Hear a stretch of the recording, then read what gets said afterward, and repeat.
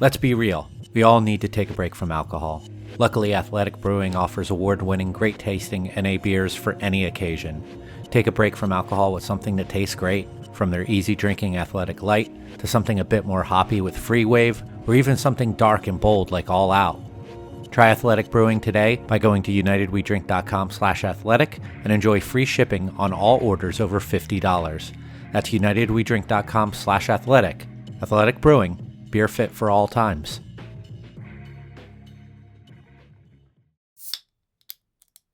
The opinions and statements in this podcast do not represent those of the host's employers, co-workers, family, or imaginary friends. Now enjoy the show. Happy hour? More like amateur hour. Welcome to United We Drink.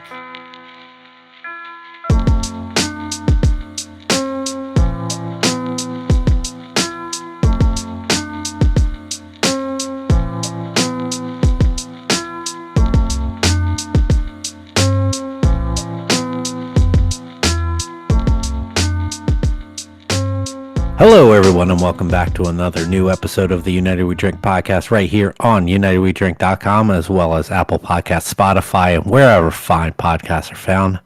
My name is Mike Urevich, and you just say random adult parenting thing. That's you can just add that in there for me right now.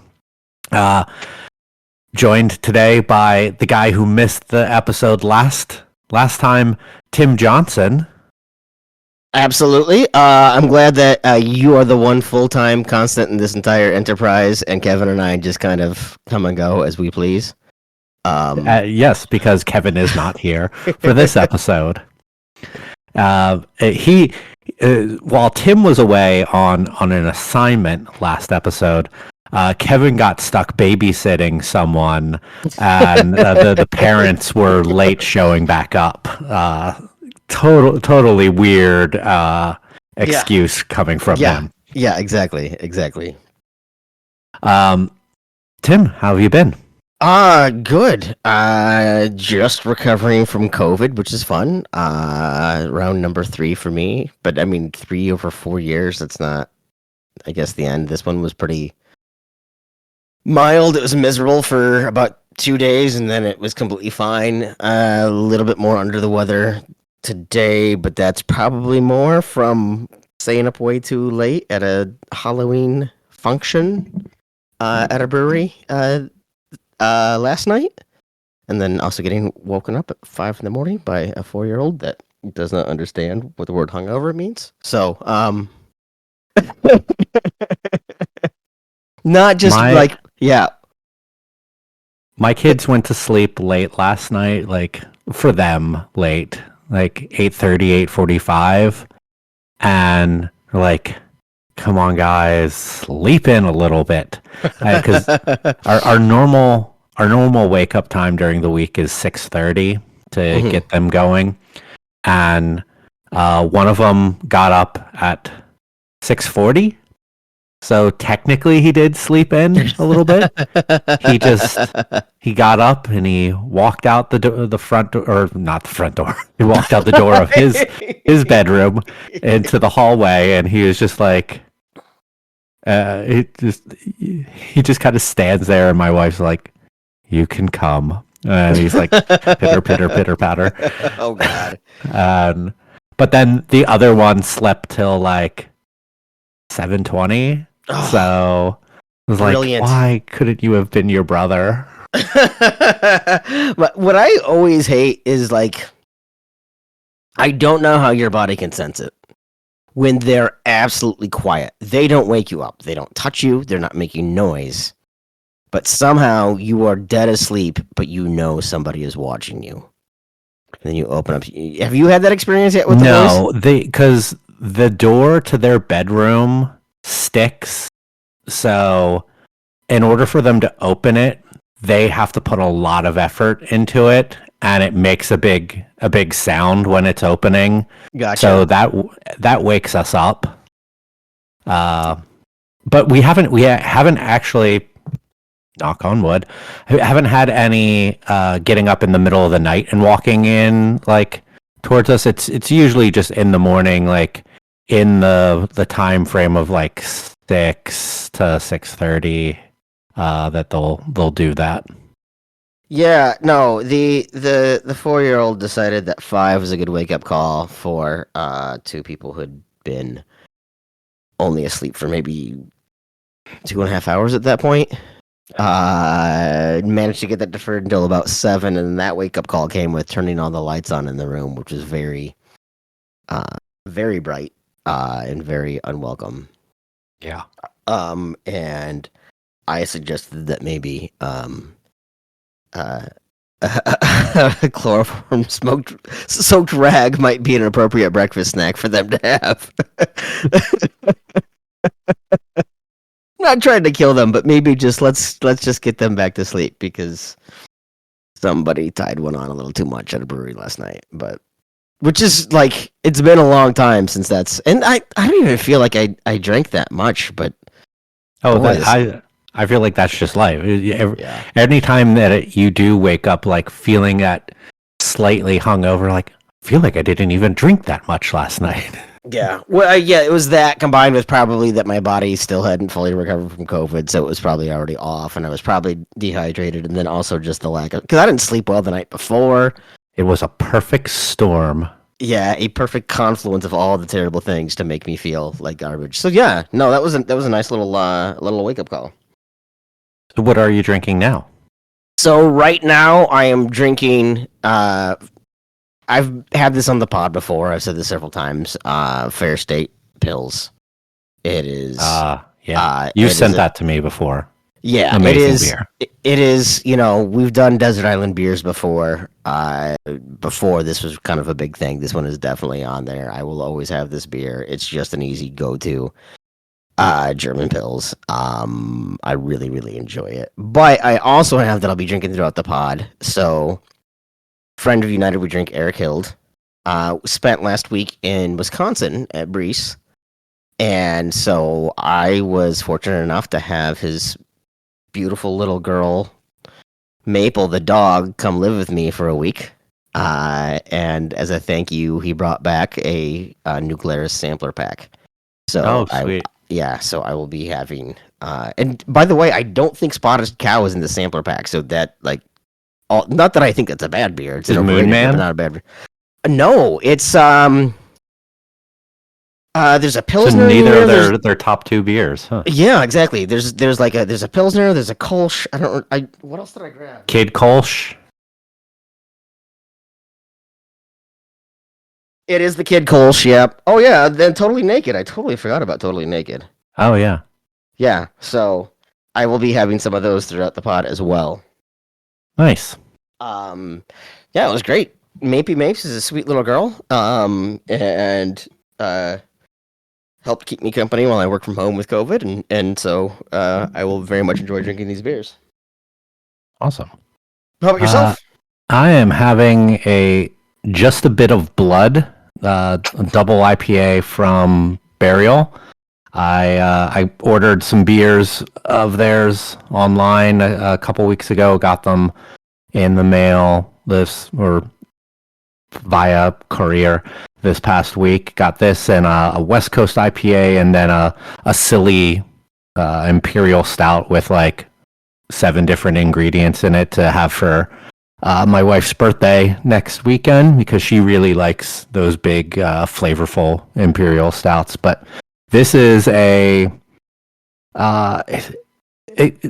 guess they do a series of double IPAs based off of like flavor profiles, and they have a name for each one. Like this one is under their heavy resin, and I would definitely agree that it is a resiny double IPA.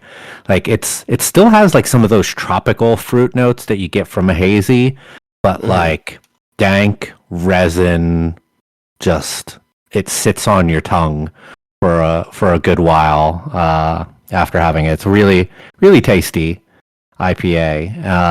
I also have a little bit of I don't know, I guess it's technically a whiskey.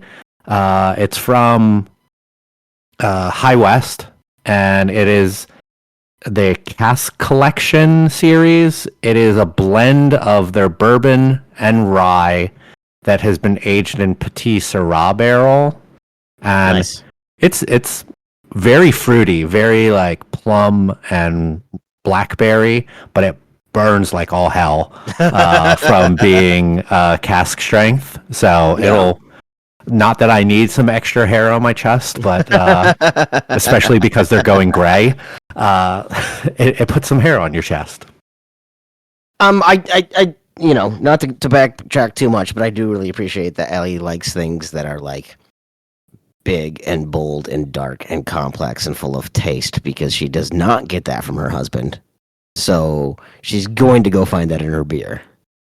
But the thing is, when I first met her, she still is very into IPAs, and she likes those West Coast style IPAs. So she knows and appreciates bitter. That's perfect. My girlfriend prefers hazies to West Coast. She's not nearly into bitter, so I just have to balance that out for her. Yeah, our first date, when she was asking about, like, because she knew that I worked in beer. She's like, yeah, I don't drink a whole lot of beer, but when I do, she's like, I tend to have like Racer 5 or like something like that. I'm like, that is not a beer you hear people throw out. Yeah, that was kind of sexy even in for a 2016. Yeah. No, I had earlier picked up Summit's Fall Variety Pack, which has EPA, Summit EPA, the flagship brand for them. It's got their Great Northern Porter, their Oatmeal Stout, and then a Coffee Blonde. And yeah, the coffee blonde is fantastic. I like coffee and beers that don't typically have coffee in them. Oh yeah, no, absolutely. I mean, like, Joel and I used to always do the Team Coffee #Team Coffee beer all the time, and I one of my favorites I ever did was a coffee ESB. It was our at Badger Hill, or Minnesota Special Breakfast, and I called it, or Minnesota Special Bitter, and I called that one Minnesota Special Breakfast. We launched it on a Saturday morning. We had a artisanal waffle company come in. The coffee roaster down the street that did the coffee for us came in with samovars of coffee, because I'd like to use the word samovar because it pisses people off. And we did a little morning, like a 9 a.m. beer release, which was kind of fun. But that sounds fun. Yeah. Yeah. I like that type of stuff, like eggs and kegs type of things, like that stuff always makes me happy. Like I did a brunch. What year was this? 2010, I think. Went to GABF with a friend of the show, Phil. Former co-host of the show, Phil. Yeah, and exactly. Some of our friends, and we went to a brunch that was with the brewery, and like Patrick Rue was there, and there was like Rug Brewed and Hot and Roth and Saison Rue, and it was at like some, I can't remember the name of the joint, but it was like a Belgian restaurant, and I had a Belgian waffle with Nutella. And that it was the first time I'd ever had Nutella on a waffle, and I was like, this is like fucking amazing. And that with like Rug Brewed, that like rye saison that they did, it was fucking fantastic. Yeah, I love breakfasty type of things, and you don't even have to have coffee in the beers. You can just have some coffee, and you have beers that pair really well with breakfast foods. Yeah, I'm all about normalizing beer for breakfast. Not like, crack open a beer with your Fruit Loops as you're getting ready for work in the morning, but like we have bottomless mimosas is a thing at so many different places, right? Bloody Marys have been completely normalized as a way to start the day. Even Irish coffee, but for some reason beer has made a lot of inroads into this space, but it's still a little bit on the edge compared to a lot of the other partners. It's so true. It really is. My wife and I, we every Christmas morning have a like barrel aged stout with breakfast that we'll split. For a long time, we used to always do Lagunitas Willetized, the Willet barrel coffee stout.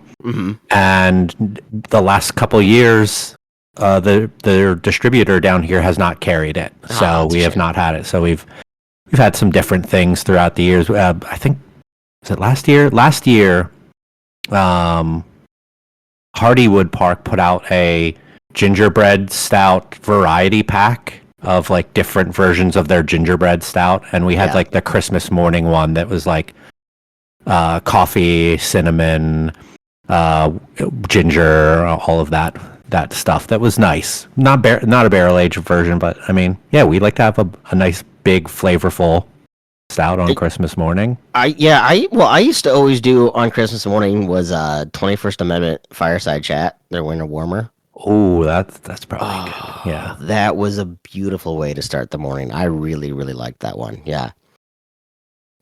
So I'm all about normalizing beer for breakfast. Yeah. So Tim, you weren't here for the last episode when we talked about mistakes that we've made, and we're like, okay, we'll give Tim some time to join in on and talk about that on the next episode, not realizing that Kevin then wouldn't be here. So I feel like now every episode will just be us catching up on what was said from the previous episode with someone. It's going to just turn into individually hosted. It's going to be like the Daily Show where each night is a different host. No, I will always be the host, but I will always be re-interviewing. Like, okay, so on the last episode, so-and-so said this about you. What do you have to say? And then the next episode, it's a retort.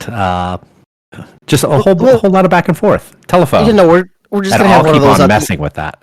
Well, also like on the last episode of Mad Men, like the 45-second recap they did. United We Drink. You should add that into the fucking beginning of that. That would be great.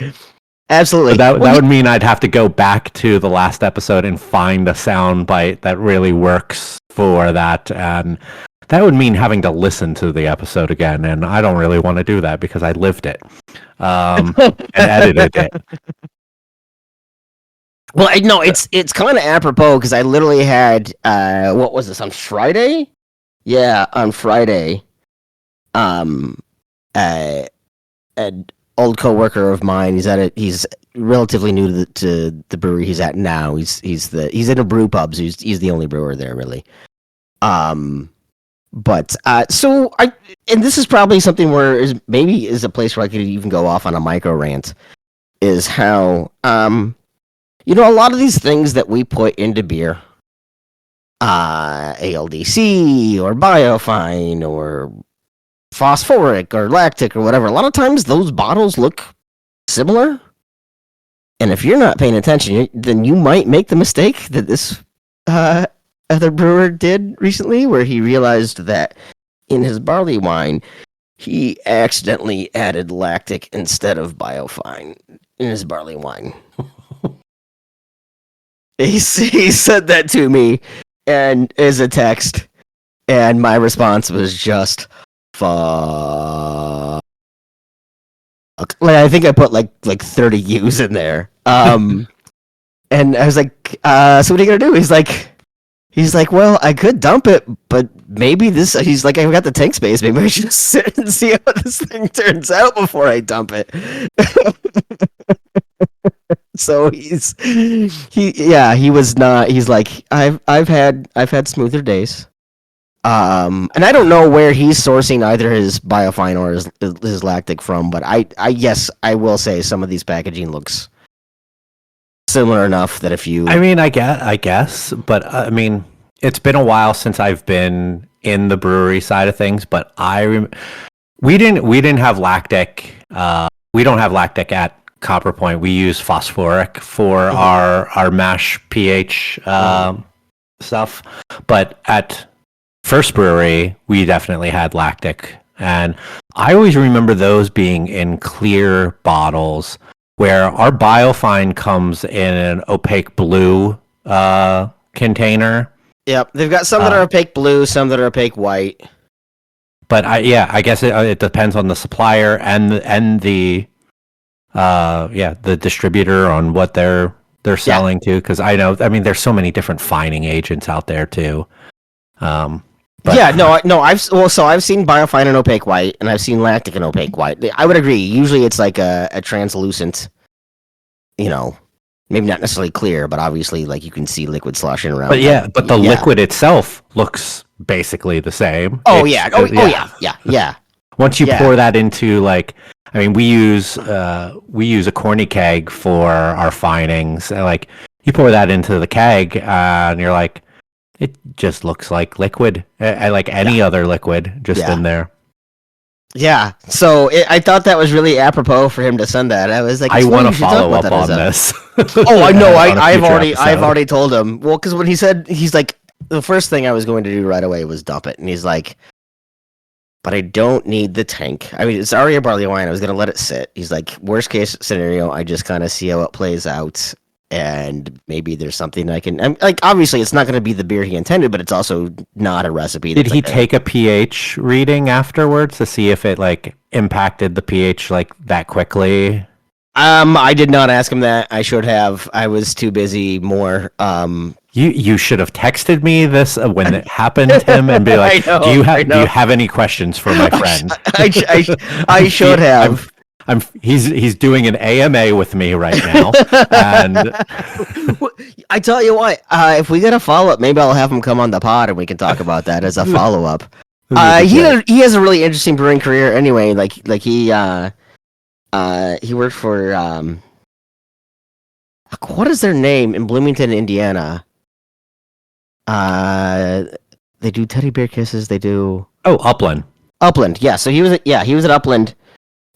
Before he came over to Badger Hill, and he's done some things. Like now he's at a brew pub. It was his first time in a brew pub, and I still I'm still envious of his situation for that. Also, he just has a lot more kind of autonomy. It's interesting. It's a place kind of. It's not in the metro. It's like I don't know if it's an exurb at this point. I think at this point it's actually kind of. I wouldn't call it outstate, but I wouldn't call it I don't know. What's an exurb? Exurb I feel like is we've had this before. Yes, on the show, an exurb is like remember. a suburb of a suburb, right? Okay. So you've gotten to the point where you're no longer not in the quite burbs. rural, but so you're still contiguous city, but I wouldn't call it a suburb anymore because you're far enough away from. And it's not in the metro center. area. Yeah, you're far away from the urban center that you're not that. So you go, urban, suburban, exurban, outstate is kind of the way that gets talked about. And so this is probably somewhere between exurban and outstate. But anyway, they kind of, as a brew pub, they kind of get to be able to have their own niche because they're not necessarily, competing, and they're not looking for this big growth plan. They're like, they just want to be keep the lights on. Yeah, a restaurant that thrives and survives, like the any other mom and pop type of operation, things like that. And he's got freedom to do things. So yeah, it'll be interesting. So he's got an interesting journey for sure. He's operated when he was at Badger Hill. After I left, he was operating both a production facility and a smaller kind of taproom brew system. So we had two different brew systems, a lot of contract stuff. So he's done a lot of things. So he would actually be a really interesting guest to have on. But he would also be more than happy to talk about his own fuck ups, that one included. So let's hear about one of your fuck ups and not one of your friends. Yeah, no, that is fair. That is fair. I did kind of cheat. So the first thing that came to mind when you had posted this was, so after doing the hot loop, right, running hot water to a drain to get everything clean to be able to knock out, leaving a drain open, and during knockout losing 50% of my work that was supposed to be going to the fermenter was going right down the drain.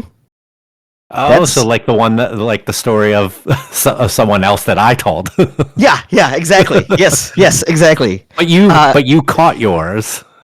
I caught mine. That person sent the entire batch down the drain. Yeah, I did not send the entire batch down the drain, but I sent a lot down the drain.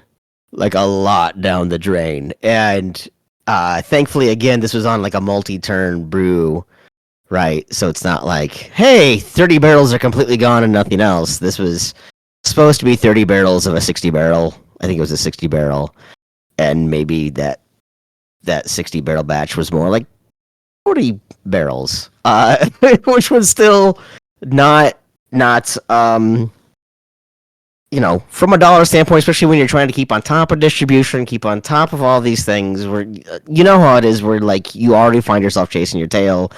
The best laid intentions of your plan say, you know what, if we get 120 barrels of our flagship brewed every other week, we're doing good. To be able to stay on top of our tap room and our distro accounts and all of that. And so to lose 20 barrels, as I probably sent down a drain, changes that math considerably. So now you suddenly go, okay, so who's losing out? Our draft accounts or our can accounts? You know, in that you just said, it reminded me of a mistake that I made.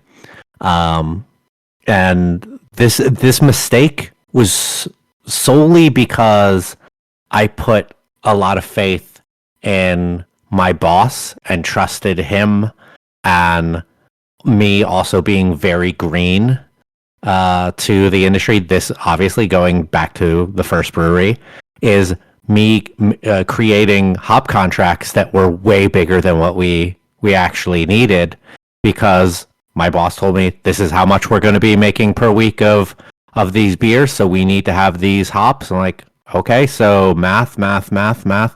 All right, this is what I'm going to do. And I never thought to be like, oh, this seems like a lot. Are we really sure that we can hit these numbers?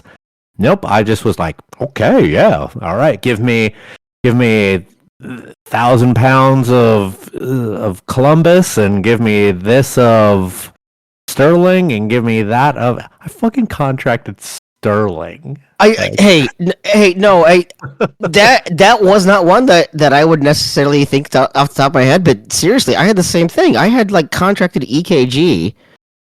Yeah, EKG. That hop wasn't even popular at the time that we contracted it, let alone zero forethought about what the future of that going on. And yeah, we probably got a little bit of a better price on it, but for what? Yeah, like, I know. And now you're sitting there, and it's 2019, and you've got I still have 500 pounds of 2014 Sterling that I'm trying to get rid of. Hop exchange. No one is picking that shit up. I know. Well, this podcast is very in the industry, and I don't know how many people are like relatively new to the industry that listen to this, but let me just say this: never, ever contract bittering hops. Don't ever do that. That is just so dumb. Even most of your flavoring hops, you can always get on spot. It's only like really the New Zealand stuff that you need to worry about, and maybe like some of the really hot American ones right now. Citra's not even hard to get anymore. Mosaic's not hard to get anymore. Well, and so like some of those things. Okay, so at Badger Hill, at our flagship, was a Galaxy-driven IPA, Galaxy-driven West Coast IPA, and so we had a certain amount on contract, and then we started looking at what was on contract and the availability of that beer, and this was probably 2015, 2016 when we started to realize, oh shit, we're not going to be able to just renew our Galaxy contract and get all that stuff, right? So we started to figure out, well, what else do we need to do? Well, Citra is a cousin of Galaxy, whatever. We started to like slowly shift this thing to the point where we had eliminated so much Galaxy out of it that now, like 2 years later, now we're sitting on extra Galaxy in our contract. And so now it was like the point of, do I start bringing that back in to bring it back into the beer, or do I try to sell it off in the hop exchange? And like how it is, it's like you went from I'm not going to have enough to magically I now have too much. And now again, it's like at that point, especially when spot price is really high on that, it's like, well, shit, I limited that. Maybe I sell it on exchange. I'm actually, getting more money than I probably would have on that contract versus just trying to dump that contract. maybe that helps me just balance out, and it also maybe it gives me negotiating power with BSG or whoever on those things of hey, I'm sitting heavy on this thing that people want, but I'm also sitting heavy on this thing that I don't want and I don't think anyone else wants. How do you help me get rid of this stuff? Yeah. Which, boy, before I got in the industry, I don't think I understood. There's a lot of negotiation that goes into sourcing ingredients, but hops might be the one that has the most kind of wiggle room on negotiation and how that works. Because you don't contract out a lot of the other, I'm not contracting out yeast for, you know what I mean? Yeah, grain. I mean, the bigger companies do that, but like no one small is doing that. But small people are contracting hops. A lot less and less people, I think, learned a lot of their lesson. Yeah, right. Holy fuck! From 2012 to 2016, you saw a lot of people contracting. About 2016ish, 2018ish, you saw a lot of people go, "Why the fuck would I go contract?" People's tastes are changing every 5 minutes. Yeah, I think when I left the being in the brewery at Copper Point, I think Mosaic was the only thing that we had contracted at that point because it was mainly to just get a decent price on it. But it's like Centennial. Nope, you don't need that. No. Columbus. Nope, don't need that. I had Centennial and CTC contracts that were way too... I mean, I used them in everything, but they were still way too long. Yeah. Those contracts are still way too long for what we needed. Mm-hmm. Right? And then you got people coming, knocking on your door, hey, when are you going to take some of this stuff? It's like... I lucked out with some things. Like, luckily, like, going back to fucking Sterling, like... I had that contracted through Crosby, and my rep comes to me. He's like, "Hey, I see we're at like July, and he's like, you've gone through X amount of your contract. Like, it looks like you're not going to get through that." He's like, "I could take some of this off your hand and sell it on spot because people want it and we're short on it." I'm like, "Yes, please do. Please. Like, let me. I will give you my calculation by the end of the day on what I need, and you take whatever you want from the rest of that."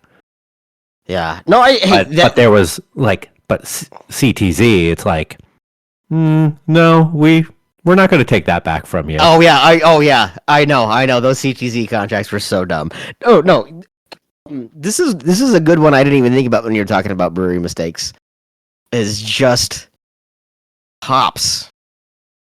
Well, because for a while there, it felt like everyone wanted to jump on the it hop. They wanted to jump on the it hop, and so if you could get a contractor, you could find a way to get a deal. You were jumping on all of that, and then it became like maybe this is even just kind of a big mistake in being so worried about trends that you go all in on a trend that might be dumb.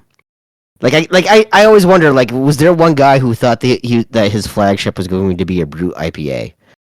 like just something dumb like that. I made a flagship brute IPA at Moss Mill, PA. It was one of our best-selling beers. But some hop providers or sellers were very weary of that too, because especially when secondary markets started showing up hard with lupulin exchange. Yep. And they were like, "Yo, you're selling the hops that we provide you for more than what you pay us." Mm-hmm. And like,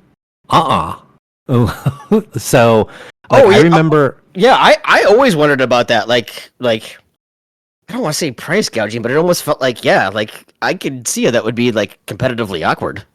I know that for a period of time, what's their faces? Because they've gone through so many different fucking names now. Hop Union, they at a point were like, no selling on our hops on lupulin exchange because we're having too many people that are over contracting on hops purposefully in order to resell them and make money off of them.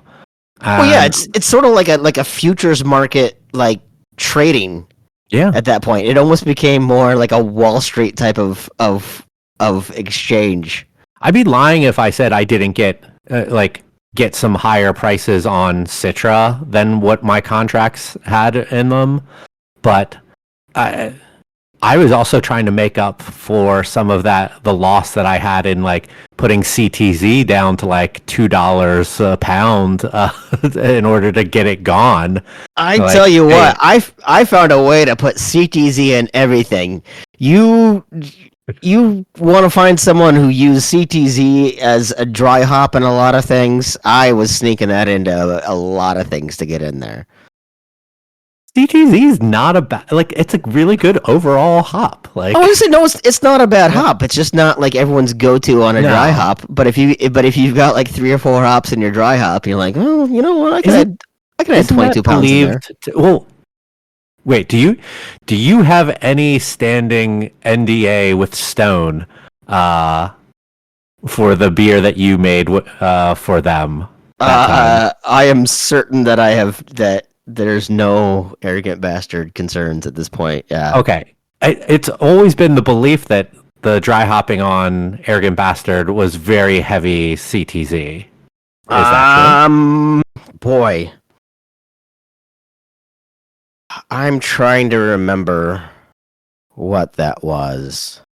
That does sound familiar. I mean, that's been 7, 8 years since we did that one. But I think that is right. I think that was heavily CTZ. Okay. Because I think that was what if I recall as well, being like, well, good, because we've got a lot we need to get rid of anyway, so this is perfect. I may or may not still have information out there somewhere, so I'll have to take a look and see. Not official proprietary information, but they are very secretive of that recipe. They are, which is weird that they did the whole take it on the road thing and have so many other people brew it. And I'm not even saying that, like, brewers are less scrupulous than other places like that, but, like, intellectual property is not exactly sacrosanct within the brewing industry. So the idea that you're going to trust a lot of these people. That's I mean, I kind of wish Kevin was here. Like, has he ever, because I don't know if he's ever done Arrogant Bastard on his Old Favorite Fridays, because I can't think of the last time I've had one of those, and that beer was one that I fucking loved having all the time. I hated that it was a 22-ounce bottle. Like, why do I gotta buy a fucking bomber bottle of this for something that I would love to just have a 12-ounce and be able to crack open? I keep on saying that I have to find an excuse to come down to Florida. Maybe that's the final straw. It's not like seeing you or seeing Joel or it's not seeing anybody else. Arrogant Bastard. That's what it's going to be. The only thing that's getting me down there is to do an Old Favorite Friday with Kevin. That's the only reason I want to go. Like, if I can see you guys, that's fine. But I just happened to run into you. I'll even make it just like a fly in, fly out, same day. Get up, red eye, go on down, record with Kevin for an hour, drinking a beer, fly back out the same day. Fly into Fort Lauderdale, go up to the mouth of the Rat, Boca Raton, and then just head right back. Yeah. It's a hell of a layover. Have you ever in your life done a fly in, fly out same day? Not same day, but last year I did less than 24 hours in Philly for my favorite band's like reunion tour that was making a stop in Philly. I flew out of Fort Lauderdale at it was I think 10 in the morning, and then got to the show, went to the show that night, and then I actually ended up being there longer than anticipated because my flight got delayed, and I think I ended up leaving Philly at like noon or 1 o'clock the next day and right back home. So That's the closest thing to In and Out in a day that I have had. Yeah, I did that once, and I'm trying to remember what the scenario was. It was a Best Buy thing, but I don't remember why it was In and Out the same day. But it wasn't that long. Like, I thought, like, this is really dumb, but then I thought, like, I was thinking about this because a couple weeks ago, How far was it? I don't remember, but it was a short day because I was thinking about a couple of weeks ago, I drove 4 hours to spend about an hour and a half, 2 hours on site with contractors, early on a kitchen build to drive 4 hours back. And so it was like a 10, 11-hour day for about an hour and a half worth of actual, like, Ugh. I made phone calls on the way down and the way back, but that's not productive, right? No. It's not the same thing. You know, I sat in on meetings, maybe contributed, but I don't have my laptop in front of me when I'm trying to drive, so it wasn't terribly productive. So it was like a 12-hour. I thought it was going to be even longer, but the GC was actually a lot further behind than they had told us when we were going to go out there. So I thought about that, right? Like that's the equivalent, plus you're driving, which is already a bigger pain in the ass. If I've got a 2-hour flight versus a 4-hour drive in and out the same day, that's not a big deal. It's the price is kind of dumb, but Well, your equivalent of a 4-hour drive is probably a 45-minute flight. oh yeah, absolutely. So I've literally flown from here to Des Moines. That's a 3.5-hour drive, and I've flown from here to Des Moines. And I have to tell you, first of all, I will defend Iowa as a native Iowan. There are so many beautiful parts of that state. Unfortunately, the two most major interstates in the entire country, I-80, Interstate 80, is the one that has the largest span, east to west, contiguously, and 35, which connects basically, Duluth to Texas, right? Like that main thoroughfare through all of those things. When you do that through Iowa, that's the most boring parts of the state. And so everyone thinks like it's flat and it's corn and it's nothing. And it is on those parts. And northern Iowa to Des Moines will make you want to kill yourself. And I don't mean to be so macabre, but you will want to just end it. You will want to end it. And if you ever have to do that in winter, you will want to end it. Driving in southwest Minnesota was like that too, though, to get to it's like the Iowa. Fargo shots of being absolutely. out in the middle of nowhere, snow everywhere, flat as far as the eye can see. Yeah, I mean, northern Iowa is really the only place where you see, like, from driving from Minneapolis to Des Moines, northern Iowa has so many of the interstate on-ramps that have the gates to shut down the on-ramps for winter weather. Oh, okay. So they're basically gates to shut down on-ramps. Yeah, they have gates to shut down on-ramp because what they're saying is this is flat. There's no windbreak. There's going to be wicked drifting across the interstate. People shouldn't be driving when these huge drifts. And I've had to drive through those huge drifts anyway. Well, that's the worst thing is like when you're driving from Minneapolis to Des Moines and you're driving by on-ramps that are gated closed.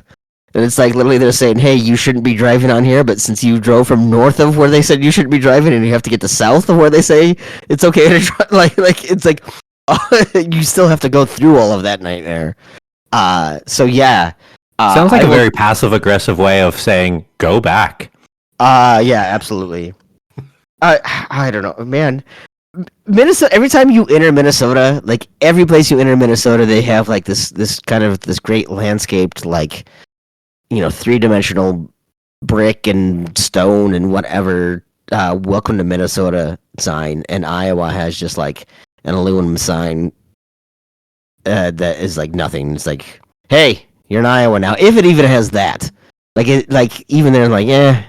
Hey, you're in Iowa now. Yeah, it's like, yeah, you could do better. Mind your P's and Q's. Yeah, our bad. So yeah, boy, we're getting off subject. I can't believe we would possibly ramble. I don't even remember how we got on. Yeah, I don't even remember how we got on here on the turnaround same day trips. from It was hop Greg contracts. Cook's fault. Oh, yeah. No, there is. I really don't know how we got from that to this. Oh, and arrogant, that 'cause I feels was like it gonna was do 5 minutes. Well, because I was gonna do a fly in, fly out for arrogant bastard. That's I. Okay. That was it. That Okay. was it. Put it Yeah. all together again. Yeah. What's another mistake you've made? Yes. Tim? Okay. So another mistake that I have made. That's it was my own doing, and it was my own fault. So when I was at Unmapped, we had, and they still have it. It's a great beer. It's a American light lager. I might have sent that to you at some point. It was called Tonka Light. No, you Okay. didn't. But Okay. you, I remember you being very proud of that beer. Oh, it's super proud. That it in the Minnesota Brewers Guild, that was like best in the category and like the second place overall best in show. Like it's like very great beer. But for me, okay, so it was meant to be a beer that like, because Minnesota's still dumb. We have the 3-2 beer law. For our listeners that aren't familiar, the law, it was common after Prohibition that basically said certain places, states, or certain places like here right now, it's like grocery stores, convenience stores, they can't sell any beer over 3.2. But that is alcohol by weight, not alcohol by volume. So on a lot of those beers, that 3.2 alcohol by weight generally equates out to about 4.2% alcohol by volume, right? So that's already covering your Miller Lights, your Bud Lights, your Busch Lights, even your Guinness, right? I think Guinness is 4.1, and so you can sell those things into C-stores, into grocery stores. And so the idea of this beer was that, okay, it's going to be light. We can actually sell it into C-stores, into grocery stores. Easy drinking. Well, for me, it's like, well, we want a lot of that, and it is so light, we can high gravity brew this thing, right? We can go ahead and take our 20-barrel system and fill a 40-barrel tank in one shot. We can go in high gravity. Well, and this is me being dumb and being an Iowa boy and wanting to represent corn, and I really wanted to have a lot of like corn in this recipe. And I didn't really realize. Well, I should have realized. I just didn't think about how doubling that mash bill with that much corn would make my mash just into like a corn cake. Like it was just thick, and so my runoff that very first time it was like 6 hours. Oh. It was something ridiculous. It might have been and I feel like I remember you texting Joel and I about that. Yeah, like who's the fucking moron that put this much corn into this beer? And then who's the fucking moron who on top of that decided, hey, let's go ahead and high gravity brew this. And you didn't have rice hulls in there? I had, but like or not enough. I don't think you could I at that point it's like I don't know how to calculate the right amount of rice holes for this, right? Like you learn your system and you're like, you know what, 50 pounds works for this, this type of thing or whatever like that. But there's not like a calculation of if you've got this ingredient, you use this many pounds of rice holes or whatever. So I had rice holes in there, and thank God I had them because it probably would have been like a 2-day, I was like, at that point, I was like, you know what? We have to do something different because yes, we can high gravity brew this and get it done in a single turn rather than 2 turns. We can fill a 40-barrel tank with a 20-barrel system, a high gravity brew in 1 turn. But if that 1 turn is going to take the exact same amount of time as 2 turns, we're not saving ourselves anything. Neat idea, Tim, but what kind of idiot does that? And so we had to like find a way to like adjust the amount of corn, or maybe actually put in. And this might be a little teaser for a future episode we have, but we put in, corn syrup rather than actual, corn. High fructose? Yeah. Of any fructose level, just corn syrup. Yeah. Yeah. I don't remember if I ever asked you this via text when you were doing this, because I thought that this was such an interesting technique And there might be people listening who are like, what the fuck is he talking about? So you essentially you made a high gravity version of your lager's recipe, knocked it out, and then you cut it with water, right? Yeah, and So explain some of yeah. that too, because my mind still today is a little blown by how this kind of works out. Oh, a lot of the big guys, that's the way they do it, right? Yeah. Like, right. But A lot of the big guys, they're making I think we a forget about stuff like yeah, that because we just think, oh, we can't do what big boys do, or we shouldn't do what big boys do. yeah. No. They're making, an 8% grain belt and then cutting it down with liquor. I mean, that's even what like at Badger Hill, even what we would do to always hit our target gravity is, you know what, one extra bag of 2-row might get us a little bit over there. It's not going to be that much of an expense, but what we would always do is we'd always chase with cold liquor through or hot liquor through the heat X to get down there to always and then cut it off. So we always had the exact same starting gravity. And so many other places like struggle, like, oh, my starting gravity, I was shooting for whatever, 14 Play-Doh and I got 13.6. What do I do? Well, just design your recipe to 14.2 and then cut it with liquor at the end. But what the big guys do is they're making a high alcohol version and then cutting it. Some of them are just adding sterilized deaerated cold liquor after fermentation. So not only are you getting it at your starting gravity, but now you're making sure that you cut it you can do the math on your water to make sure your final gravity hits exactly what you want, right? I never felt comfortable enough doing cold liquor after the fact, but what I would always do is chase hot liquor through the heat X, so I know that's completely sterilized water, through the heat X, chase it, push it into the tank, so now I could brew an 8% Tonka Light. So you put that in after you knocked out the wort? So you knocked out completely. I've knocked everything out, and that hot liquor is going through the heat X, and so that's going at the exact same temperature I was getting my wort at, right? Okay. So now all I'm doing is I'm just diluting down that 8% down to 4%. Interesting. Yeah. And I'm not affecting the temperature, right? If I've knocked out it, that beer, I think we knocked out at like 58 or something like that. My hot liquor chase through the heat X would get cooled down to about 58 and it would blend in perfectly fine, and then you pitch after. Awesome. Yeah, I mean, I know about like making adjustments with like adding a little extra barrel of liquor here and there to dilute down because your numbers are running high and all of that. But just making an intentionally high ABV beer and then cutting it with water to make it low gravity is just it completely makes sense when you say that, but you don't think of that when you're just doing the job. It's like, oh, how can we make this better? I don't know. I think so many people just think about I think so many people think I have a 30-barrel mash tun.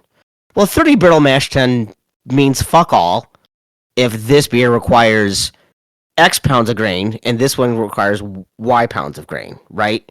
Yeah.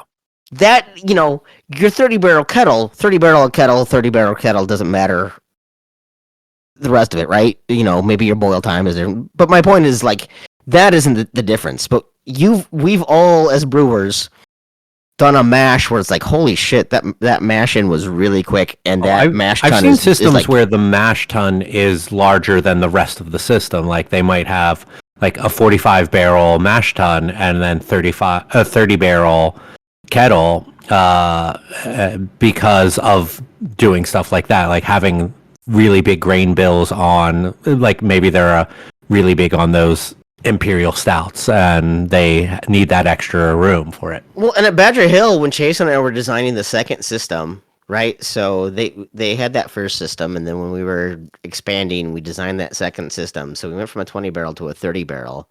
But we put 40-barrel kettle whirlpools on there because we had enough of those things that we could high gravity brew.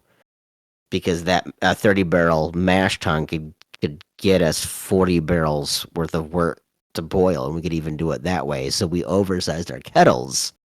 So it's kind of the opposite thing, right? Is we know we can do 30 barrels of our 7% IPA with this 30 barrel mash tun, but we also know that we can get 40 barrels of our Kolsch with this 30 barrel mash tun. So we might as well go ahead and push it there and then fill our kettle as high as we can go, type of thing. So you could get more out of that exact same thing. So again, another way to kind of high gravity on something like that. So, at that point we had added 90 barrel tanks, and so we could take something that was a 30 barrel, upscale it to a little bit higher gravity 40 barrel, and then again dilute down with 5 barrels each turn. And so now you're filling that 90 2 times instead of 3, or like you're doing 2 turns instead of 3 turns into that 90.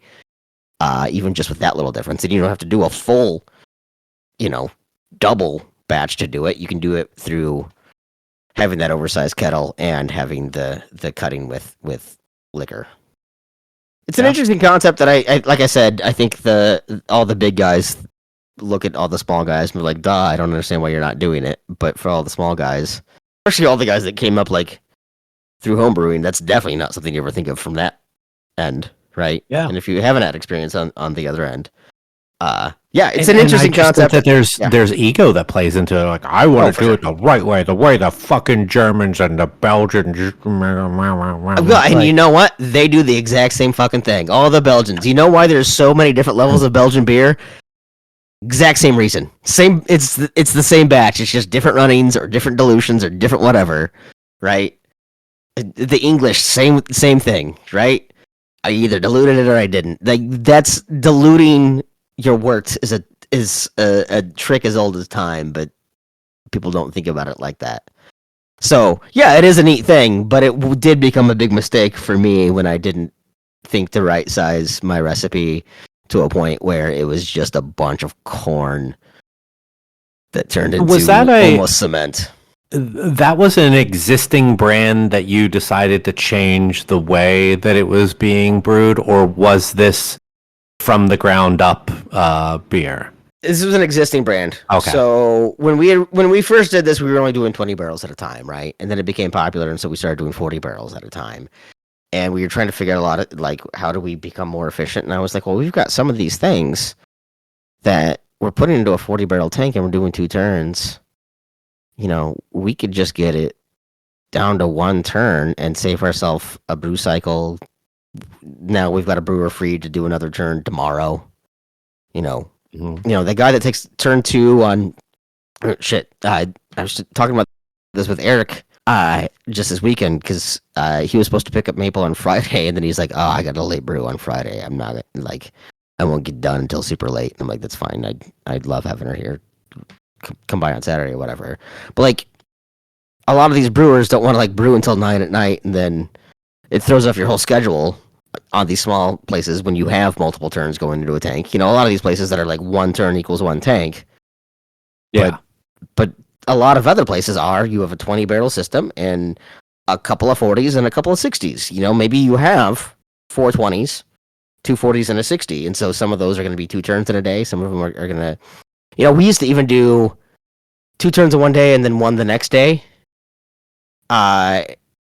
We'd still pitch on the first day, and so you'd have to kind of do a little bit of math to figure out how to what you were going to really knock out on that 3rd turn.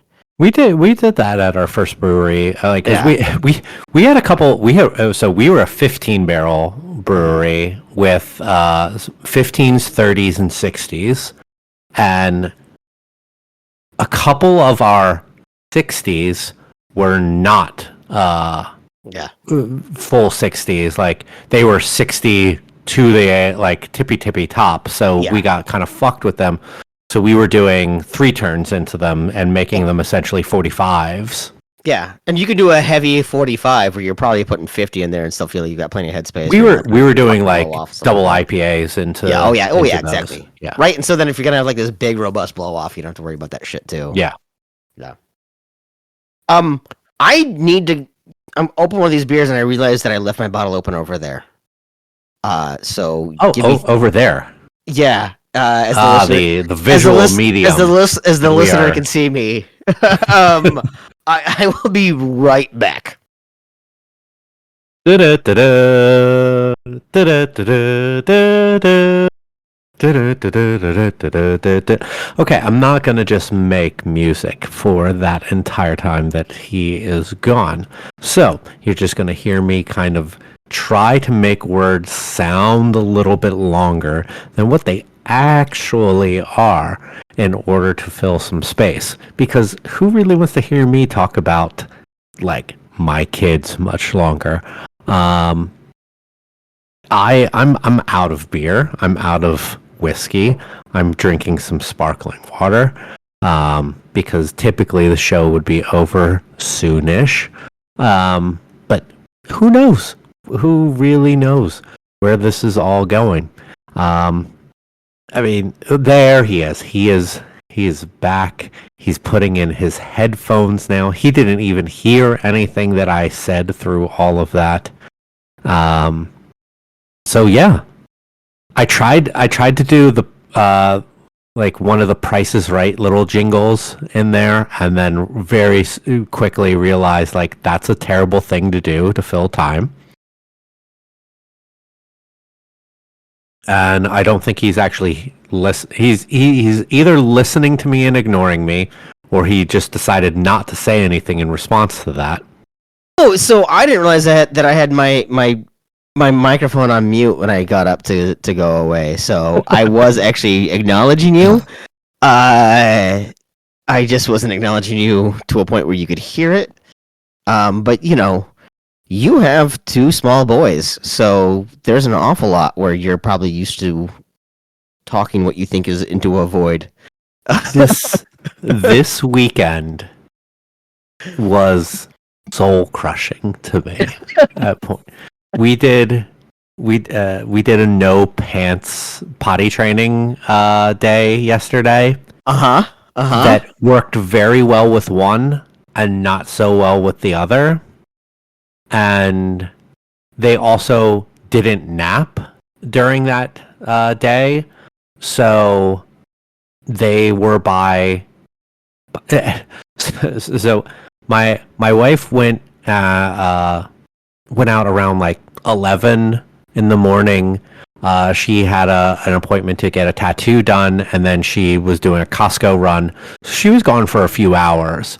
Yeah. While I was with the boys, and it sucked, especially because they wouldn't nap. And then she came home and she's like, "You should go have a beer." And I'm like, "I am going to go do that. Thank you." Yeah.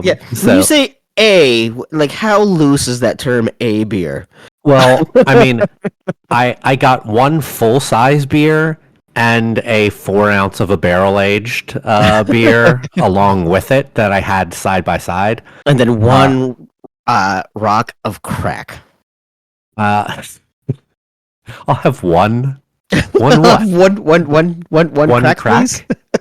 Isn't that an Always Sunny thing? If you get that reference, bless you. But then I went to the grocery store, and then I came home, and like it was like an hour. My wife was like, "Bruno just pooped on the floor." I'm like, "Yep, we had that happen while you were gone too." Like, and she just looked so defeated. I don't know, like yeah, this fucking sucks. Oh, I think I can see that look on your poor wife's face of just when he did it when I was home, it's like he was like, and it was in such a bad angle. I was sitting on the couch. We have a coffee table, and he was on the other side of the coffee table playing with stuff on the coffee table, and he did it, and I didn't know. I apparently didn't know that he did it. And then eventually I got up to like just get a new like can of sparkling water, and I'm like, wait, I'm like, what is on the ground? He's like, I pooped. I'm like, when did you poop? What? Like, oh my God. And why did you say something when you did? I know. This is absolutely the most stressful part of parenting to this point for me because I know there's going to be more stressful points. Oh no, but, there certainly is. But for this, well, because I can't imagine you doing it with two at the same time. yeah, That to Because, me like, is exhausting.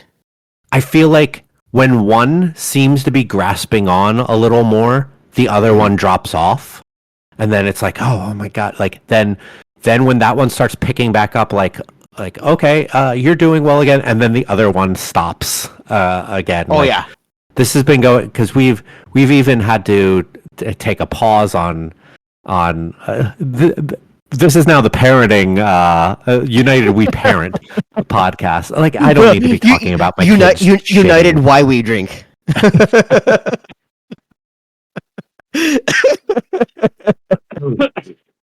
So, so the acronym on that, like, is it UWWD or Yeah. UYWD? Like, because it's like, I don't know. But yeah, fucking. They turn 3 a week from today when we're recording this. Yeah. But if it's the longest and shortest 3 years of my life. No, I hear you because like you tell me that, and I'm like, the one hand I'm like, there's no way they're 3 already, and the other ones I'm like, just to see. How are they not 7? Yeah, like all of the adventures and like, and I mean this in the most loving way, the amount you've aged in 3 years with those boys. Oh, I'm so much more gray. I've gained weight, that's for sure. Actually, one funny thing about the pantsless potty training yesterday, they were eating dinner and they were just naked, sitting on their chairs, and one of them goes like, "I want to go ride my bike outside," and I'm like, "No, that's not really a good thing to be doing when you're naked." And I said, I was like, well, in a number of years when you're older and you're an adult, you can go do the naked bike ride in Philly all you want. I was gonna say they have them here in Minnesota too, naked bike rides. And he just then goes, "I am Philly. I am Philly," and he's just naked, and I'm like, absolutely fitting the mold right now. Like, you're not wrong. Oh my god. When does he get a Green Man costume and go try to storm the field? I mean, he would be probably pretty good at that because they have their little Spider-Man outfits for Halloween that are like mostly spandex right now. Is that what they're gonna be? One of them is going to be Spidey. The other is going to be Miles Morales. Yeah, the last 2 months they have become huge. Like that this show Spidey and His Amazing Friends on Disney is very kid friendly version of Spider-Man. They fucking love it. They've just fallen in love with Spider-Man, and like Jack initially wanted to be Ghost Spider, and we're like, he seems to be a very gender fluid kid. Like he understands genders, but he doesn't really. It doesn't like impact what he's like. He'll tell me that I am Gwen. Like he's like, we're playing, and he's like, you're Gwen. Like, okay, you're Aunt May. Like, all right. But he at first was like, I want to be Ghost Spider. I'm like, okay, we'll look for a Ghost Spider costume, but then he was like, no, I be Miles. Like, okay, you can be Miles too. And so, yeah, he wavered a little bit this past week. He wanted to also be Spider-Man. Sure. And we're like, dude, we already have the Miles costume for you. You've worn it like 17 times already since we've had it. Like, you're Miles. He's like, okay.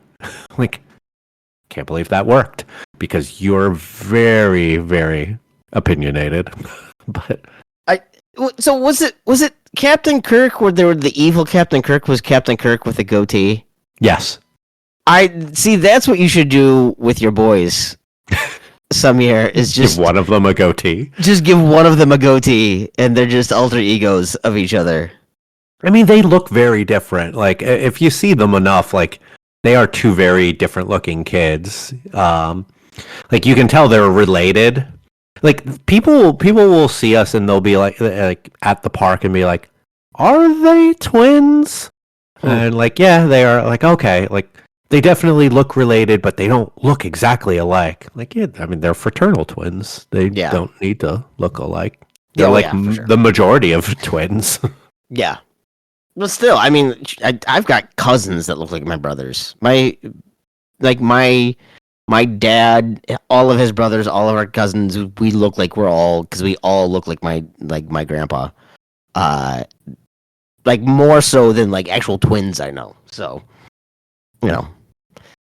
genes play a very weird role, and whatever one looks more like Allie, I just want to. Both of our kids have blue eyes, and neither of us do, because Allie's dad has blue eyes. Gotcha. So they both got, and one is like ice cold blue, and the other's nice. like grayish blue. So it's not like even blue. They're both just these very unique blue colored eye kids. One of them's a White Walker. Yes, he will storm upon Winterfell. Winter is coming, ladies and gentlemen. You had snow last week? Yeah, it's so funny because we had snow and followed up by 80. I think 84 or 85 was the high. Like 5 days later. It wasn't snow that like stuck around or even like landed on the ground. Like it melted like literally the second. But just to see snow in the air, right? But like this time last year. So last year we had one of the mildest snowfall winters in decades. Like Iowa got a lot more snow. I think it might have even been parts of Missouri got more snow than we did in the Twin Cities. We had a very mild, but it hit early. Trick or treating last year was snow-covered ground, and then it all disappeared. I shoveled exactly once all last winter. I live in Minnesota. I shoveled exactly once all last winter. That's impressive. It's confusing. I mean, it's climate change. Yeah. I mean, I know, Philly broke this past winter broke like a 3-year streak of days without calculable snowfall. Mm-hmm. Like that, they finally got like anything less than an inch isn't technically, I guess, calculable. Mm-hmm. And they finally got like an inch and a half. And it's like, yeah, we did it. Oh well, because even last year we were set to be the least snowy winter on record, and then they're talking about this, and it's like late March, and it's like 80 degrees, and then like out of nowhere we had this like freak like 8-inch snowstorm that all melted within a day. So I didn't even shovel on that, but it was like enough to kind of go from least snowy on record to second least snowy on record. But it was just knocked it out. Yeah. This freak snowstorm out of nowhere that came in like one system came in and took us from like 80 to 40 to 80. So yeah, who knows? I blame Canada. I think they're manipulating the weather up there. I mean, when in doubt, blame Canada. Yeah, I mean, there's a song about it. There is. It has to be somewhat true, right? I mean, if we can control and cause hurricanes to happen, apparently, so can they. Yeah, so they can control the snow. They control the snowstorms. Right. We control hurricanes. They control snowstorms. What does Mexico control weather-wise?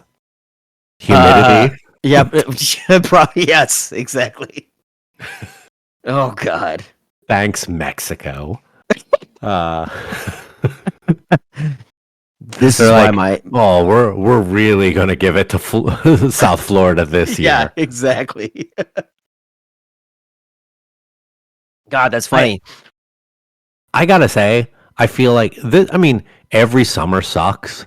Mm-hmm. I felt like this summer was not as sucky as the last couple were by humidity standards, because normally I'm just thinking about how much I sweat through a shirt, and I have gained a little bit of weight. So It's like, man, I didn't sweat through my shirt so quickly this summer. So I felt like it wasn't as bad. I don't know what the actual data shows, but at least on the Mike sweating scale, it was okay. It was okay. It's so funny because like in a brewery, I was always wearing dry fit shirts, and I still wear. This is a dry fit shirt. I always wear dry fit shirts because like, like breweries, like you're standing over you know, you know, hundreds of gallons of boiling liquid, and you're sweaty, and it's hot, and it's terrible, and it's miserable, blah blah blah blah blah. And then I get into an office job, I'm like, oh no, I'm just a sweaty bastard. It's not about what I'm doing. Like there's this old Kevin James bit where he's like, when you're fat, you don't need a reason to sweat. People are like, what have you been doing? Jumping rope in the attic? He's like, well, I peeled an orange. That was like an hour ago. Why? I definitely was a big proponent of the dry fit during the summer here, but I'd like to just wear my normal t-shirts during the colder days. But I'd like to think I do run a little warm because I do have to have like one of those pillows that is like, or it's a all the time cold pillow, which is fucking bullshit. But you also don't realize how much it does help a little bit until you go on vacation and have to sleep on a pillow that isn't yours. Because when we went to North Carolina, like I've hated the pillow that I've had that is one of those cold pillows.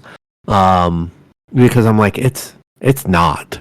Yeah. But when I had to sleep on like 3 pillows stacked on top of each other to equal the height that I needed in a hotel, and I woke up at 2 a.m. and all of those pillows are drenched. Like, okay, maybe they work a little bit. Yeah, I know. I've even noticed that, like my bed to my girlfriend's bed, like my bed, I'd sleep cool and fine and whatever.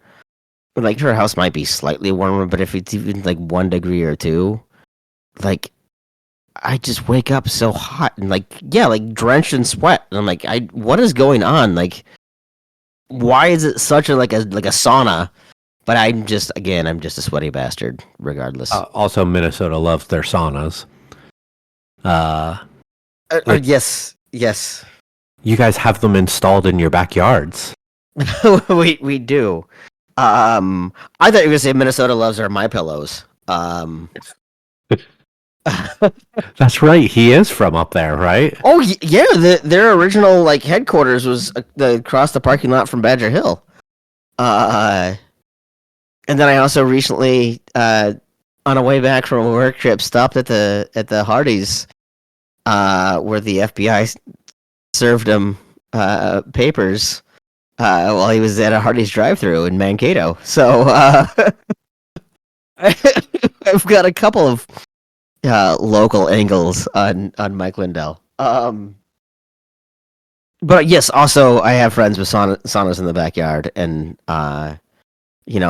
it's one of those things where like I always see that I'm like, yeah, that's gonna be one of those things where I think it's nice, and then I'll end up using it like 3 times.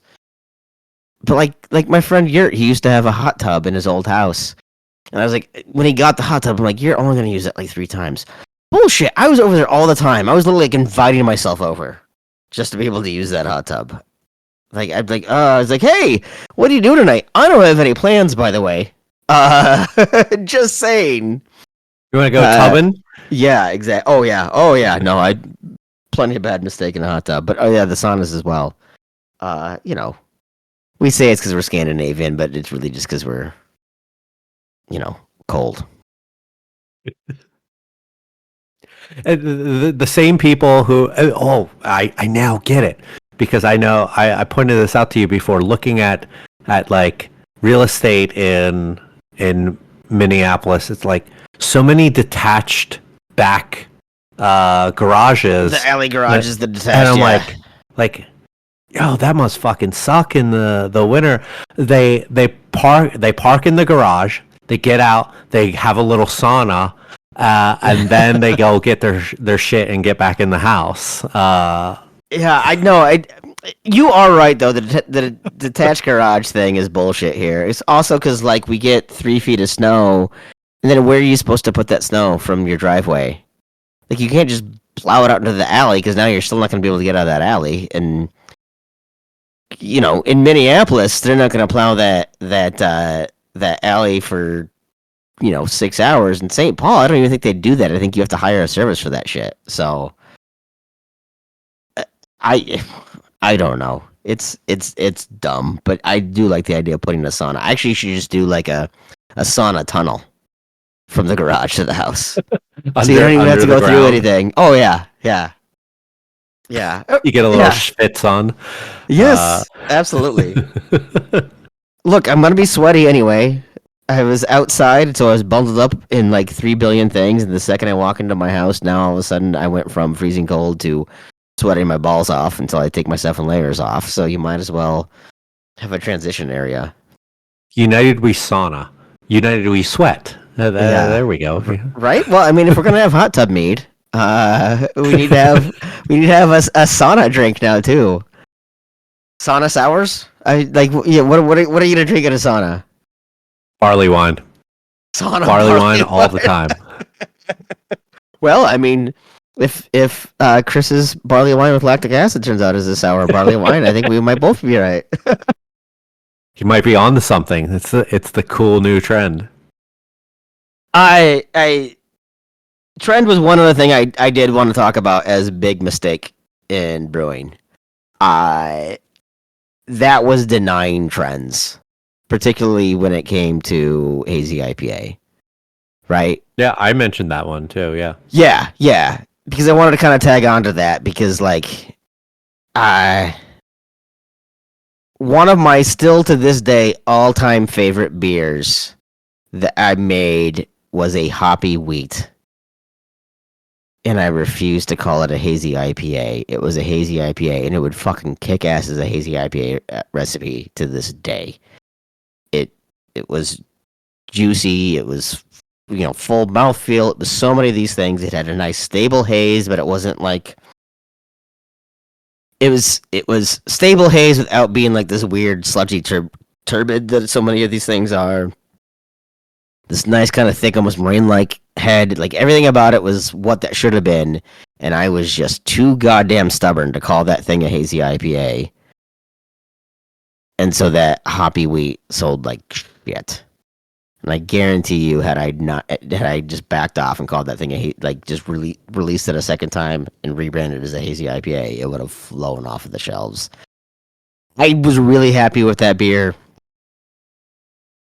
but.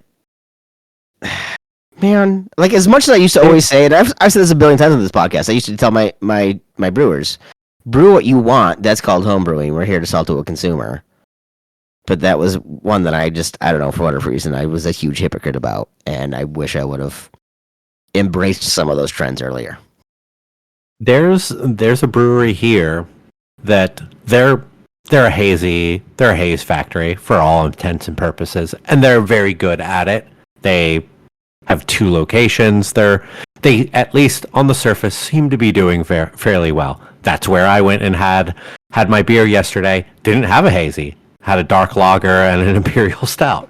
But one of my favorite beers there is a beer that is all intents and purposes an IPA. But they call it an American wheat ale. It is a hazy, all mosaic hopped beer that is, they call it pulp, and it does have a very orange juice like taste. Yep. And it has that appearance. Obviously, like they got onto that in the early days, and I love that beer. And the fact that they've been making it, it's not a core beer, but they make it like 5 times a year. Mm-hmm. And they still to this point insist on calling it an American wheat ale. Like it sells great. Like the fact they do make it a good bit. Yeah. And they even got digitally printed cans now. They're not even doing labels on that particular beer. They got a couple pallets of digitally printed cans, and it still says American wheat ale. I'm like, just fucking call it an IPA, dudes. Well, I'm glad that it sells. You are the IPA brewery. Yeah, I'm glad that it still sells well, because somewhere around, I don't know, 2019, 2018, wheat became like a death sentence. Like that's a Yeah. word. It's a word you don't use, right? Yeah, especially with like that's like around the gluten-free stuff that started I know, kicking but off then. and that's what really pisses me off is the number of people that say they don't drink wheat beers because of their gluten sensitivity and their favorite beers are hazy IPAs. And I was like, I hate to break it to you, buddy. See, we use the what's the fucking enzyme to do gluten reduction in our beers. Why can't I fucking think of this? Like the Clarex, Clarex, that's it. yeah. Yep, that's it. So like practically every beer we make is technically gluten reduced. Yep. Except for our hazy IPA, we don't any hazies we ever do. Yeah. We don't use that, and our wit beer we don't do that in. But like our sour, which is all like has a ton of wheat in it, we run Clarex through there. Yep. It's like we never even advertise it as being as such. I was like, should we do this? And my boss was like, oh, I don't really think that we. Also, Matt, if you just heard me doing that voice, I wasn't trying to make that be your voice, but like he doesn't see the big deal in it. Like he was like brewpub brewing and using Clarex as just a means of helping with clarity in some of their beers, and we used Clarex at Moss Mill in almost all of our beers as well. We used Clarex, we used finings as a way of just like clarifying those certain types of beers that we really wanted like a nice clear beer on. Yeah. But I guess that added thing of it being gluten reduced could be a marketing technique, but maybe this is a mistake. I was on gonna my say, side is that we're not marketing that as such. I think it might have been a mistake years ago. I'm noticing less and less and less that people care about that anymore. And I think it's because there are enough people that went, boy, I gluten really does a number. I've had so many people that tell me, you know what, I can't do wheat beers. They just like they give me headaches. They wreck my stomach. They give me a headache. My stomach, blah blah blah blah blah. And I'm like, well, what's your favorite beer? And they're talking about like a hazy IPA, and I was like, then you're fucking full of shit, dude. Like I love you. You're full of shit. You're having just as much gluten in that. They just didn't say wheat specifically on the label. Yeah. There's wheat in there. I'm sorry, there is. There's wheat in so many of these hazies that people say, "Oh, I love hazies." I don't think that a hazy exists that doesn't have some percentage of wheat in it. Yeah, you'll have oats, and that might be some difference maker in their grain bills. Is they might go a little heavier on oats to one, than wheat on the next one, in order to make it be a different grain bill. Yeah, but you're not necessarily specifically putting that on the label or on the sign of the tap room or on the menu that there's wheat in there or whatever. And so whenever, and again, it feels like it's gotten less and less and less. A lot of things changed post-COVID where people were like, fuck it, I'm going to have whatever I want. Like I really feel like all of the trendy, I don't do gluten, really started to go away when people are like, I just do whatever makes me happy. There was a heavy like gluten-free beer trend for a while, like Omission, and even New Belgium had a Gluttony, I think is what it was called, their gluten-free beer that they were making. So my friend Dan used to do all of the testing for Omission at the lab that he worked at.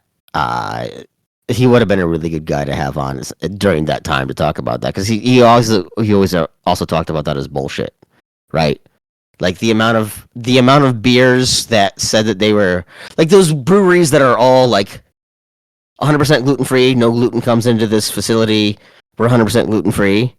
He's like, so much of the stuff that we would test, because they would do GMO testing, they would do gluten testing, they also did Omissions, and he was like, Omissions facility has gluten in their facility, because it's made in AB facilities. Yeah, exactly. It's like there's all of this stuff. There's gluten there, and he's like, that would regularly test lower parts per million than the quote unquote gluten free facility was, because there's adventitious gluten coming in. Like, yeah, I'm not bringing in wheat. I'm bringing in sorghum. Maybe I'm 100% sorghum.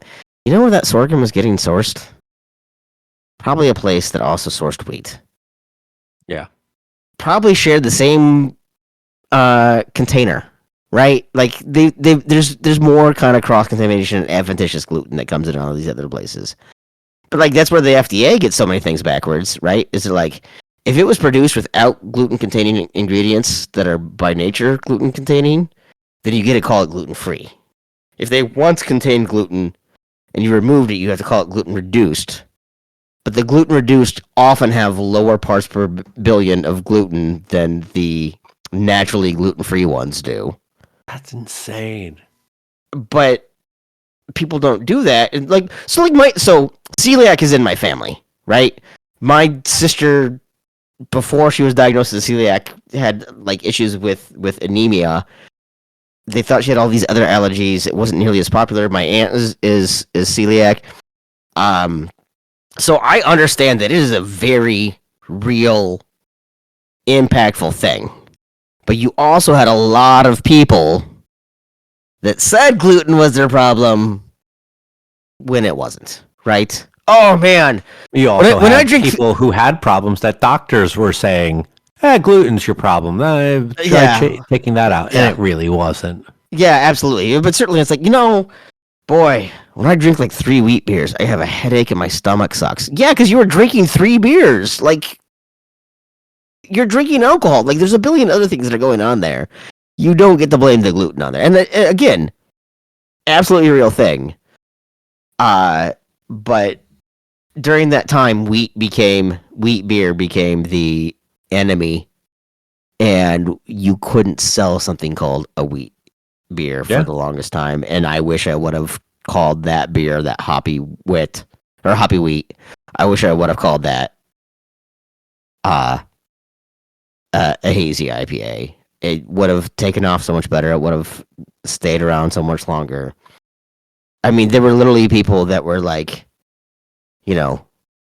turning down the hoppy wheat to have our hazy IPA that was kind of a shitty hazy IPA at the time, frankly. The hoppy wheat was a better example of hazy IPA than our hazy IPA was. And they're like, well, I don't like wheat beers, but I love hazies. Like, then just admit you don't know what you're drinking. Sometimes. Like, it's okay. There's a billion things. I can go to a steakhouse. I don't know what everything I'm putting in my mouth is. Seafood? I don't always know. You could give me monkfish versus lobster. I'm not going to necessarily pick it out of everything. Hell, I don't know half the time when it's crab versus imitation crab. Like, I admit that. I don't know, but I'm not going to sit there and be like, I only know if they spell it with a K or a C.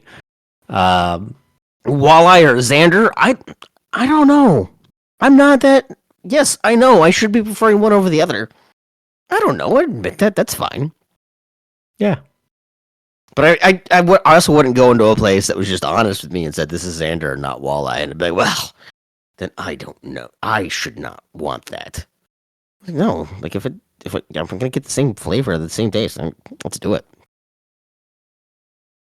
Yeah. Any other little mistakes you want to touch on before we do last calls? No, I think I think trends, losing beer, and wasting my time were the big ones. The hop contract was one I hadn't necessarily thought about, but that was a big one. I'm glad that we turned this into episode 2.0 because I thought it would be just a little bit, but I mean, we did sidetrack on kids pooping, which is perfectly normal too. We sidetracked a lot. That's okay. No, I don't think there's anything big. I mean, I joked getting into the industry in the first place was a big mistake. I kid. I think maybe not necessarily having a better plan or understanding work-life balance or trying to look out for myself. I think brewers just in general don't always look out for themselves because they're so enamored with the industry that I just wish people would look out for themselves a little bit more. But yeah. I think probably we've covered about what I would cover. All right. Well, let's move into last calls, point in the show where we give each other an unspecific amount of time to talk about whatever it is that we want. Beverage related, not beverage related. The only rules are that it's unopposed, unobjected, and there's another un in there, but I don't know right now. So, Tim, what's your last call? Unopposed, unobjected, uninterrupted, I believe. That's it. Yep, there it is. Right. There it is. Or I was gonna go uninteresting. No, I've been thinking about my last call, but I want to pivot because I had a lot of fun last night in a way that I did not expect me to have fun. So when I was in my 20s, I loved ridiculous Halloween costumes. I would often make sure that my Halloween costume every year had a mustache as an excuse to grow out a good mustache, right? So whether that be Mike Ditka or Super Trooper or I'm trying to think what other ones. NASCAR fan. I went with a horseshoe mustache one year. I always had to have an excuse to have Albert Einstein one year. I always had an excuse to have a mustache in there. But I have not. At some point, I don't know, 10 years ago at least, Halloween. Maybe it was like certainly not since my daughter's 9, right? Like where it's like no, Halloween is about kids, not like I'm too cool to do it, but just more like I focused all on her or whatever. But a couple friends invited me and my girlfriend to go meet them at a brewery last night for a Halloween costume outing, and I couldn't believe. So we go into this brewery. First of all, it's packed. They've got a live band.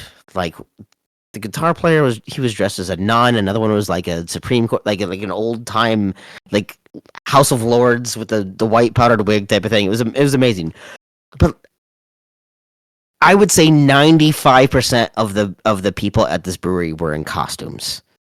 Typically, I think about these things where adults, you say it's a costume thing, but most are like, I'm not gonna put on a costume, whatever. Like, I'll hang out. Like, my friends are going to, and I'm not.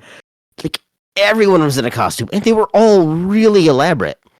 Like, I lost out. Like, I got second place in the costume contest to this woman that was dressed as David Bowie from The Labyrinth, and I was like, holy shit, that is a very thought out, involved, maybe slightly esoteric, but like brilliant costume. There was this one woman, like her and her boyfriend were dressed as Slash and Axl Rose, and she had a candy cigarette hanging out of her mouth barely the entire night. Like 2 hours later, same candy cigarette. Like it had slowly dissolved down. It was like a cigarette burning the opposite way. Like I went over to her, and it's still just kind of dangling off her lip. She's like, no, I just had to. It's like I didn't even know candy cigarettes were still a thing anyway. I mean, maybe they are in Florida where you encourage kids to smoke at an early age. But it was fun. Smoking's 21 here. But I had forgotten, it kind of goes along with my Renaissance Fair last call a little while ago of, boy, I take a lot of pride in being an old curmudgeon that thinks everything is awful. Like, I hate the state. I'm still not going to the state fair. Let's not get ahead of ourselves. It was so much fun to do these things, to remember. No, it's awesome to like get dressed up and be silly and just embrace kind of these things, and it's kind of given me a new like appreciation that I don't always have to be an angry dick the entire time. And even though I woke up hungover with henna, crusty henna makeup all over my face at 5 a.m, feeling terrible, it was worth it. And it was one of those things where I haven't had a night like that in forever, and I've kind of forgotten how to have fun. So I guess that's what it is. This is a public service announcement to remember to have fun. So yeah, I think that's a good poignant thing to add on the end of there, because there are a lot of people who don't fucking have fun in this life, and that's fucking sad. Also, I was a kick-ass Beetlejuice. I'm not gonna lie. I was really proud of that costume. You did look really good in that. The picture you put on Instagram was quite good. Yeah. I just want to do like I know what I'm talking about, but where I'm getting at it, I don't really know. So let's go on this journey. Gatekeeping is a thing that I feel like is in every fucking industry, and not even industry, just in every aspect of life, like hobbies, work, community. There are people who don't want you to succeed because they think they're the best at said thing. It's in the beer world, it's in the art world, it's in everything. Like what one thing that I like, I've been spending a good bit of time over on Threads, because it's not nearly as Nazi filled as Twitter is right now. But what it is filled with is a whole fucking engagement farming bots and dickheads, but a lot of fucking gatekeeping bullshit. And especially with people who are in the photography field that I fucking love, the amount of people who fucking want to tell other people that they're doing shit wrong when they didn't even ask the fucking question is just so fucking dumb. Like, I've complained on this show before about people doing YouTube videos on photography stuff where I'm like, I'm just looking for technique, like tutorials, and then they get into fucking talking about, well, proper art is doing this and doing that, and they're like, I didn't come to your fucking video to hear you fucking lecture me on what is fucking art. I just want to understand the balance between using my shutter speed and my fucking aperture. Like fuck you. Like, what is my art is my fucking art. And you know what? To all of you out there who maybe struggles with like making art, doing something that you're really fucking hyped on, don't listen to those fucking people. There are people out there who want to help you and will not say a goddamn thing unless you ask them to, and then will be right there by your side and answer the questions that you have and not go any further than that, because that is what they're doing. They want you to make your art. They want you to be you, and I want you to be you. Like, I can't emphasize this enough. Like, there is no end level to anything in life. Always be learning, always be experimenting, always be trying different things in whatever the things are that you enjoy doing. And just if it no longer is fun, then don't do it anymore. But as long as you keep having fun, you keep experimenting, you keep on learning, you keep on being happy with the thing that you make, keep on fucking doing it. And fuck those fucking people who tell you that you're not doing it fucking right. Fuck them all the way off. That's what I gotta say. Hear, hear.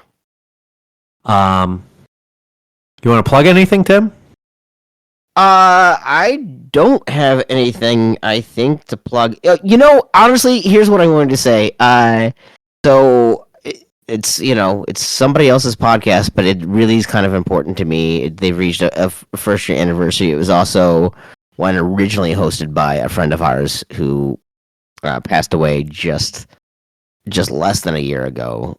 If you could go give my friend Zach at his Those Who Do podcast a listen, just because they have he's interviewed Academy Award winners and actors. The guy who played Hurley on Lost has been on a couple of times. Really kind of amazing to the new one. Yeah, amazing conversations, and I really think it's worth giving a listen. And so, it's not like I'm getting any cut from that. And listen to it after you listen to all get caught up on United We Drink. But also go ahead and give them a listen because it is some fascinating conversations. And you get Hurley from Lost is helping me figure out how to be a better dad. That's a fucking mind blowing concept, I think, but it's awesome.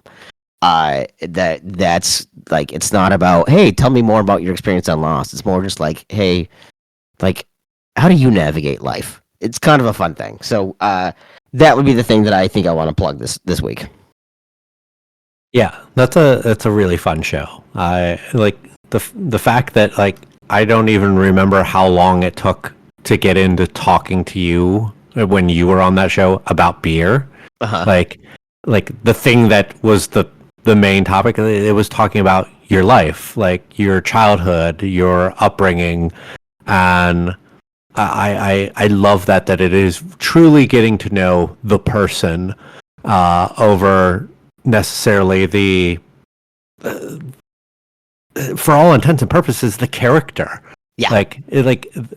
Like Jorge Reyes is an actor, and we know his characters, and us who are fans of his acting want to know more about his characters, and we forget that he is a person who has a life, and getting to understand about him and his looks on life and what he does as a father, as a husband, as just a human being trying to get by in this world.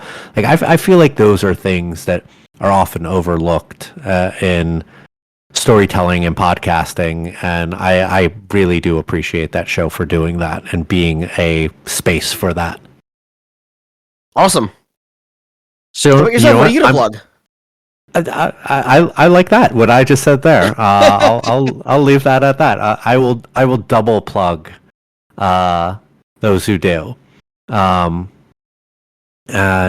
leave it at that. If you want to for the show, I will plug the show at United We Drink on Twitter and Blue Sky. We're at United We Drink Pod on Instagram and Threads. We're on Facebook as well. If you want to support the show financially, 'tis the season almost. You can check out our website, unitedwedrink.com. We have a Brands We Love page. It's essentially affiliates. Go to those links and buy something, and we get a little kickback.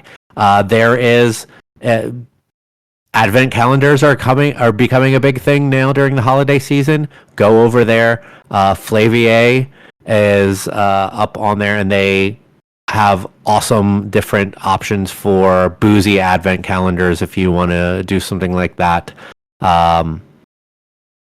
Yeah, that's awesome. Thank you. Other than that, we'll be back in a couple weeks. We have a guest on our next episode. Little teaser on that. A guy who knows a lot about beer and about a lot of stuff around beer. So I'm really stoked about this one. So leave it at that. We'll see you in a couple weeks. Cheers. Cheers.